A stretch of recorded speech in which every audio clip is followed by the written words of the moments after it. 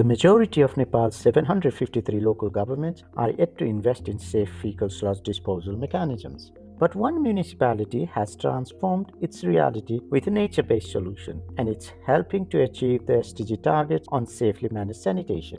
Today, almost 90% of the population uses on-site sanitation systems, such as septic tanks and pit latrines. With time, these systems will fill up. If the emptied sludge is poorly managed, this will pose great risk to public health and the environment. Khadak Municipality began leading the way in 2018 when its first mayor made addressing this challenge a top priority.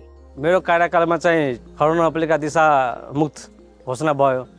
त्यसपछि पब्लिकको demand चाहिँ हामी यो दिशा चाहिँ कहाँ फाल्ने हो भनेर Following an informed choice process to select the most appropriate technology, the mayor established a safely managed trenching site. पहिला चाहिँ धेरै फोहोर थियो हाम्रो गाउँ। जताततै मान्छेहरू दिशा गर्नुहुन्थ्यो, जताततै फोहोर फाल्नुहुन्थ्यो। अब चाहिँ हाम्रो गाउँ राम्रो बन्यो, पहिला जस्तो छैन। Typically considered a short-term solution, trenching appeared to provide the right sustainable outcome. On average, the first trenching site saw 80 cubic meters of sludge disposed of per month. अब त ट्याङ्कीबाट निकाल्ने र जहाँ तोकिएको ठाउँ छ त्यहाँ चाहिँ फाल्ने भन्ने किसिमको सबैको मानसिकता बनिसकेको छ। Today, Khadak is a model municipality moving towards safely managed sanitation with limited resources and capacity, a challenge that many other cities face.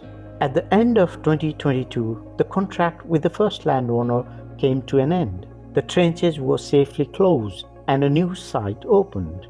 मैले 4 महिना जति जग्गा खोज्नलाई धेरै मेहनत गरे।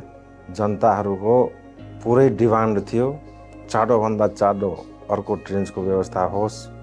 कार्यपालिकाको मेहनत, लगन र यहाँको चेतनशील जनताको कारणले गर्दाखेरि मैले यो ट्रेन्चको व्यवस्थापन गर्न सके। र अझै यसमा अब उर्वरक शक्ति यहाँ अब छैन, अब त्यति त्यसैले गर्दाखेरि अब यहाँ अलिकति भइसकेपछि अलिक जमिन उर्वरक भइसकेपछि अलिक बोट बिरुवा लगाउँछु जस्तो मैले विचार गरेछु। The keys to Khadak's success: consistent leadership from the local authority and a community that wants to see true change. By working together, we can create a healthier and more sustainable future for all.